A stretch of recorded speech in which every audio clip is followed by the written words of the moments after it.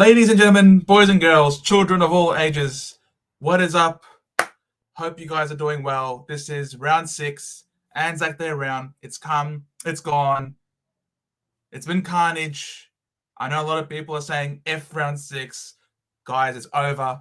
It's behind us, and we can continue with our regular broadcast moving forward for the year. Let's see how I did this week. So the way I did it, it was okay. It wasn't too bad. I scored 21-34. It's a top 12% score. Can't complain. It's not the best, but also not the worst. Looking at it, glass half full. Got to look at it positively. It's a fun game at the end of the day. And it's all thanks to one man, and I'm sure you guys would have already seen Big J's team review. He was also the magic man, the one who really helped us out this week. And so we ended up moving up by 9K this week. So not too bad. Around 32,500. Look, it's a lot better than where we were a few weeks ago. Can't complain. Absolutely not. We're moving up. We're moving up the ranks slowly but surely. And this was the team as it performed.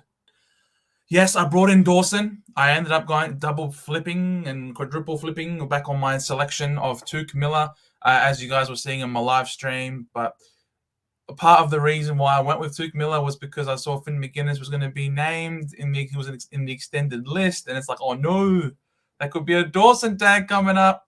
But then when the confirmation came out that Finn McGuinness was not going to be named, I thought, nah, I can't. I just can't not get on Dawson with that low break even against no tag in Finn McGuinness. I thought I just simply had to go for it.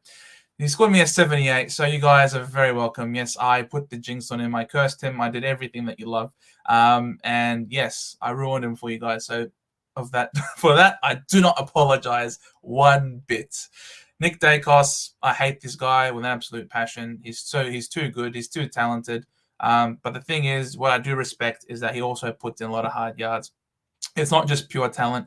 It's also great mentality and great work ethic. So what a sensational player he is, and Collingwood have been absolutely blessed out of existence. Unbelievable how they've been bailed out by these two brothers. Unbelievable. Stewart, Tommy Boy, 111 in a 93-point smashing. Are you kidding me right now? This guy's an absolute gun. These three defenders are in a tier of their own. It's absolutely unbelievable. Rids, 82.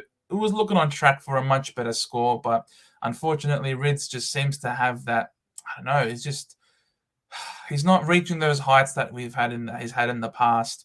I still do think that he's going to have the occasional good spike game where he has a few intercept marks, but things really went bad, I suppose, when Laverty went down with injury. That also impacted Setterfield's role as well. So we don't have great depth in the back line, unfortunately, and that's caused Ridley's role to change up a bit. But he's such a gun. He just needs the right role on a particular day, and he's capable of scoring over 100. And he's not causing me any issues. He's averaging 89 for the year. I'd much rather have the likes of him over a bunch of other people. McKenna with a 57. This guy, he's pretty inconsistent with his scoring. He's capable of more, but inconsistency is something that he seems to be very consistent at. This one, Cowan, I didn't want to do it, but I ended up just missing it. The time between Wilmot and between Gold Coast and Brisbane, I think it was really close. And unfortunately, I wasn't able to get the timing right, and I couldn't put Constable on the field in order to get Wilmot's emergency score. So I had to go with Cowan, and I was hoping Cowan could beat 39. But unfortunately, Cowan did not. He is fairly annoying as a rookie, unfortunately. Wilmot 39, very annoying as well. Constable, Stewie, please, Stewie. You gotta name Constable, man. Stewie, please help Charlie. He's doing so well in the VFL, in the twos. What do you want? Come on, man. You gotta play Charlie Constable. He's stuck here with his negative 84 break even, negative 52 break even. Come on, that's unbelievable. Clary, doing Clary things late in the game. It was very slow. Thank God he kicked that goal after the siren in the third quarter, at three-quarter time. My word. wasn't looking good. I brought him in a couple of weeks ago, and it just hasn't been great, really. Compared to bloody Canelio, who I traded out to get him in. It's look, it's one of those years. Bontempelli, what an absolute superstar. What a legend. What a freak. What a Bont. Bont is Bont, guys, and he did Bont things on the weekend, and he was with VC, as you can see. It was a beautiful way to start the week. Unfortunately, the end of the week soured things quite a bit, but it is what it is, to quote the great man, Big Johnson. Connor Rosey, 126. The guy's a star. The guy's a legend. I think everybody has him. Senegal had a mess up to his role. He was on a massive score at quarter time. And for him to still score 76 at the end of the game whilst really not playing a great game at all, especially in that last quarter, we were absolutely swamped. Look, if this is one of the worst games I've ever seen him play and he scored a 76, man, this is a great flaw to have.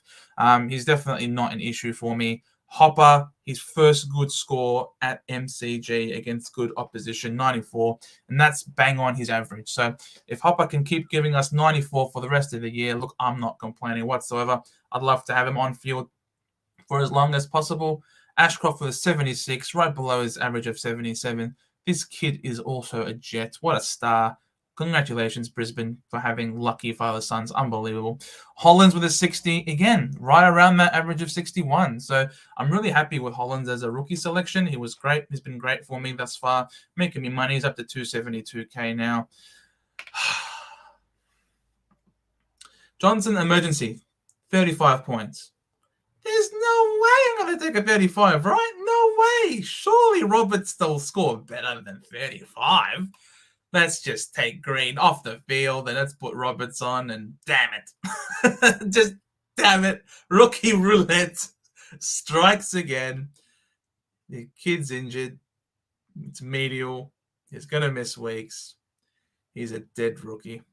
Story of my life. Tom Green will be back this week. Excellent. Baker, 59. I was really close to getting rid of him. A 59 is very respectable. Break even of 37. So he's still making some money, and he's got a decent matchup at Marvel. So he could score well. Again, Johnson, 35. Please don't get dropped. Like, we don't need another dead rookie. Constable, not playing. Robert, Cowan, shit scoring. Wilmot, inconsistent scoring. Roberts, dead. Please, Johnson, you got to play. And we've got Madden, of course, who's also another dead rookie dedicated loop. We need cash gen. Grundy, my word, I was having a heart attack in that watch along if you guys were there. It's like, oh no, this guy was like on 13 points. It was absolutely terrifying. I was worried he wasn't going to get to his break even. He managed to finally keep plodding along and finally got over there. Anyway, but he simply must go. He can't keep him. It was always in the plan that he had to get rid of him if you ever brought Grundy in because of Gorn.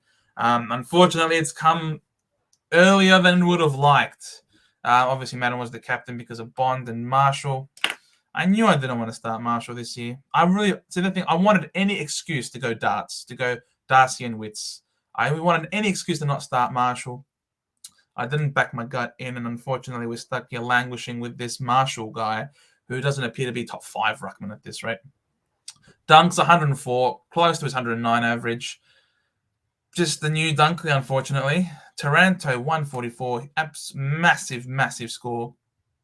Not many of us talking about Taranto. We're all raving about Dacos, who scored 145, and Taranto scored 144 in a loss. You know what I mean? Like, I don't know. It's insane.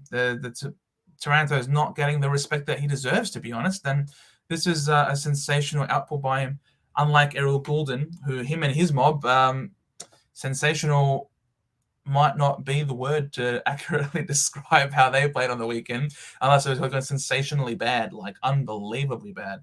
Wow. Yeah, nah, that's a one-off. I can't see that happening again this year. The Swans to be absolutely slapped off the park. Like, they're going to be sent walking home to Sydney. Like, that was such a demolition. And he had 4 free kicks against as well. Like, it was just an awful, awful drubbing, terrible night for the Swans. So I can live with that. Zeagull with a 111 doing wonders for us for his price. He's definitely a keeper. Aaron Hall came back in, did not affect him whatsoever. Love the scoring. Someone who is affected though, Harry Sheezel. First time he's not scored. He has not scored us a big score. So look, Sheezel, he was sent forward to break a tag, and that's not good. But Big J was telling me off the air that apparently Drury might come in, and they need Sheezel to be playing that distributor role. I'm not really super concerned about Aaron Hall because Aaron Hall's got the durability of a wet tissue. He's bound to get injured sooner or later. If it's not a hammy, it's a calf, but more likely a hammy. It's going to be. So I can totally see Sheezel still being a keeper for the year. He might have the occasional bad score as a result, but look, at this point, I'm not big. Beggars can't be choosers. Schindler, Cade Chandler, what a sensational output he gave us. Kickstarted that cash gen at 85. Great score on field. Sensational. Super happy with him. He did really well. And again, roaming up the ground, something that you just love to see from this guy. Linking up, tackling, and kicking goal. Sensational. Fergus Green, 77. Look, I to be honest, I didn't think this guy was going to be capable of these repeat scores. But he's proven me wrong on you, Fergus. That's a sensational effort, and I reckon he could have a good chance as well against the Bulldogs this week to give us another decent score. He's on a streak. He's on fire. He's going to get a heat check this week. And Samson Ryan, who would have thought? Knew you had it in your son. That's why I brought you into my team after you had your first prize rise. I still had belief in you, and you could have scored so much more if you were able to kick straight in front of goal. That could have been a much bigger score as well. But that was the team as it was last week. Obviously, there's some changes that are being forced upon us. With Grundy, he has to go. But at least we can put Tom Green back on the field, which is a wonderful thing. Roberts can get off. He has to go. And again, we got Charlie Constable. Now, Cowan has really disappointed. His break-even is now 41. And it's not looking good because he doesn't score a lot. You know what I mean? Like, he scored less than 41. He scored less than 41. He had the 351s, and then he had a 42, which is basically like a 41. So he's apart from this hot streak of 351s in a row, it's not looking good for Cowan. He's not making us a lot of moolah. And they added in Chincotta last week into the side, and he looked quite good. So I'm excited for Chincotta, whatever it is. It's Cotta. We've got to use our hands here. Yeah, he's going to be coming into our side. So I don't know how long Cowan still has left in him, but I'm not super happy with the sort of output that he's given me. I sort of want to get rid of him, to be honest. I'd love to get rid of him. And then there's one guy who is on everyone's mind, I think, and it's Seamus Mitchell. He's looking really good, this guy. He's had some really good scores as well. He's done an excellent job. He's got a breaking of -75, and if he scores 43, he goes up 53k. You know what I mean? Now, is he capable of scoring 40? Well, you look at his two games, 67 and 79. That's really good. So, in fact, this guy, with this sort of scoring, if he's able to keep that up, he could be a fieldable option. So, yeah, I'm loving this guy, Seamus Mitchell. So hopefully he can give us a good score again for us this week. I've even got him. He's potentially is being looped with Wilmot as well. So again, there's some utility to having Constable in the field. You're able to try and look. I was able to loophole this week, and that didn't work out very well. So I've learnt my lesson. Don't be greedy with your rookies, mate. Don't be greedy with the rookies. Yeah, Grundy's got to go. Now, what am I doing with Grundy? I can get English, right? As you can see, English can be attained, as can Donkey or Shrek. Quoting our good friend Abs from Abs Magic, Donkey Darcy. But if you're gonna get a ruckman, it's got to be English. But for me, I'm looking at this team and I'm thinking I got too many rookies on the field. It's just upgrade season. It's all about trying to get your team to full primo. So you know what? This is fairly risky. All right. It's fairly risky, but at the same time, this guy is so injury prone. it would just be classic Joe luck to trade him in this week and him get injured. Just classic. It would just be classic. So, you know what, guys? I'm going to take one for the team. I'm going to let all of you enjoy English. I'm such a nice guy. Nah, I shouldn't be saying that about myself. I'm such a nice guy. You guys can have English and his amazing run. I'm going to do something a little bit out there. I'm going to swing Samson Wright, my boy Samson Wright, into the ruck. Why am I doing that? I'm doing that because I got my eye on one Max Gorn. Okay? Because let's have a look at Max Gorn. So Gorn, he's not Gorn. He's actually coming. So you got Max Gorn, right? He scored a 98 on the weekend. His break-even was 200 in the week that just went by. His break-even was 200 thanks to a massive 0 that he scored in round 2. So his break-even was 200 and he scored a 98. He dropped 54K on the weekend. His break-even this week is 228. You know what I mean? And if he scores a 71, he's going to drop 71K. Now, I don't expect him to score a 71. Let's be real. I expect him to go around the 100 mark again. So he's going to drop another 40 to 50K this week. So I've got my eye on a much cheaper Maxi Gorn at around the 500 to 510K mark. For Max Gorn, that is absolutely unbelievable. And I can get to him through someone like a Setter Goat, for example, to get him up there. I won't need too much cash in order to get to him. So hence why I've decided we're going to throw caution to the wind. We're going to play the waiting game. We're going to play a strategy where we hold on to Samson Ryan at R2 for a couple of weeks before we get Max Gorn. Because I don't want to field all of these rookies on field. All right? I simply don't. It's not ideal. So I got a rookie who I think is really good in Mitchell. And now I've got some money. Now, this money from Grundy I can use in a number of different ways. But cash gen, as I sort of was alluding to before, is really, really tight at the moment. Not all of these rookies are dominating.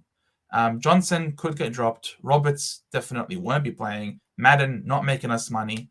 So yeah, we're not really comfortable not even playing as well. So we're in a situation where we're not making a lot of money.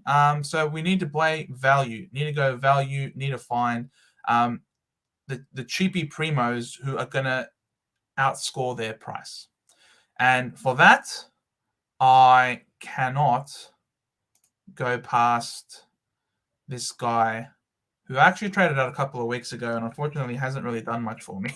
In fact, it's been very bad. But he's cheaper than when I traded him out, so that's good.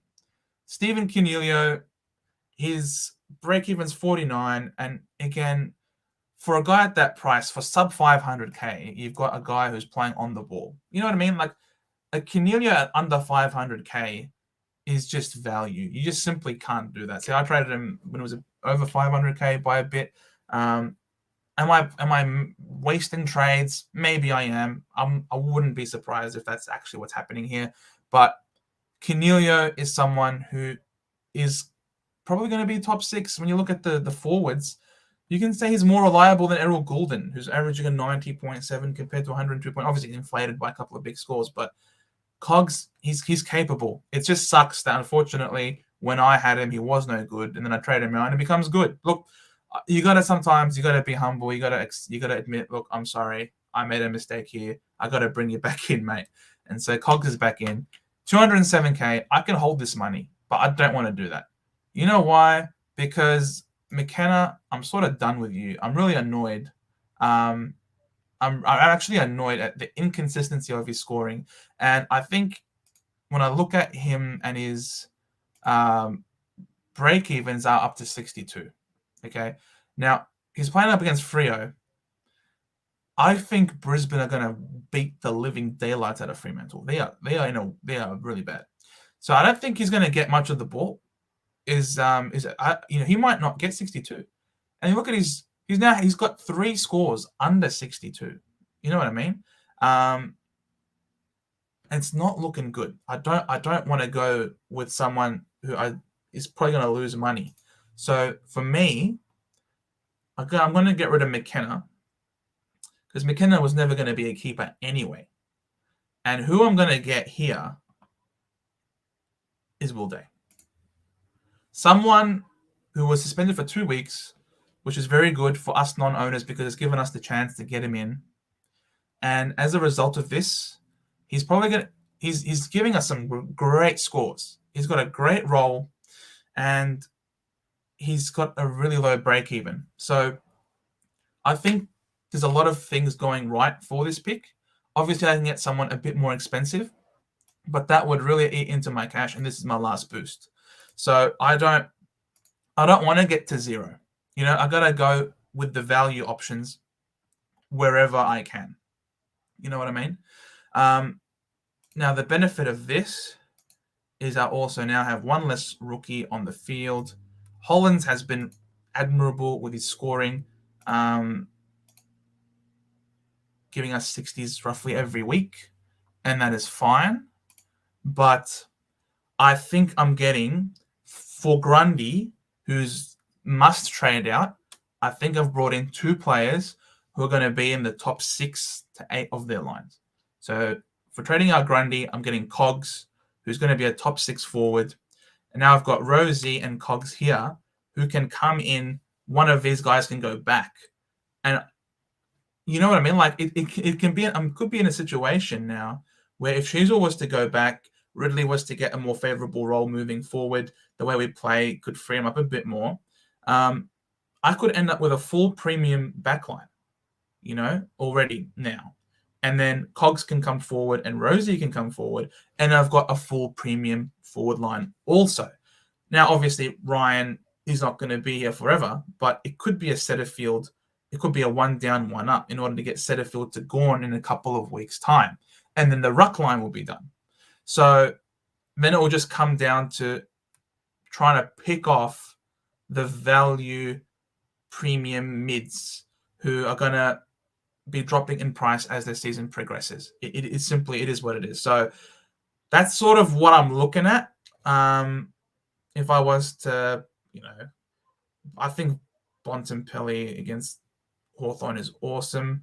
And this guy is just a walking captaincy option every single week, isn't he? Like, he's just doing so well every single week. It's very hard for him not to do well. Even at Adelaide Oval, I might not go with him. I might go a Clayton Oliver, perhaps, against North Melbourne. But this is sort of what the team is looking like going into next week. Yes, I know having Samson Ryan there is fairly crazy, but I hope I've sort of explained that line of reasoning to you guys and you see what I'm trying to do. Let me know in the comments if you think that's absolute lunacy, if that's insane, and I shouldn't be doing that. Let me know, please. But I'm liking the overall structure of the team. I've got 5 primo players in the back line, and I'm looping between Wilmot and Mitchell. Wilmot, who still has a lower break even, he's close to going. I think Wilmot might become Chincotta next week. Yes, I missed out on Corey Wagner, but this is the sort of decision, this is sort of thing that I'm missing here, because I just want to get more points on the field. It is what it is. And I sort of can see that I've got a downgrade option next week in Chincotta if he continues to play anyway. If Wagner didn't look too hot with the ball in hand. So that's my team going into next week. Please let me know if it's insane or not. Hopefully you guys have had a decent week. Let me know in the comments below what your trades are going to be moving forward, heading into this week. And look forward to seeing you guys in the next video. I'm about to do a video now talking about my take on how the Anzac Day game went. So I'm about to record that now, and then we'll see you on Thursday night for the usual stream. So remember, guys, to subscribe, like if you like what you've seen here. And so we'll see you in the next one. See you guys.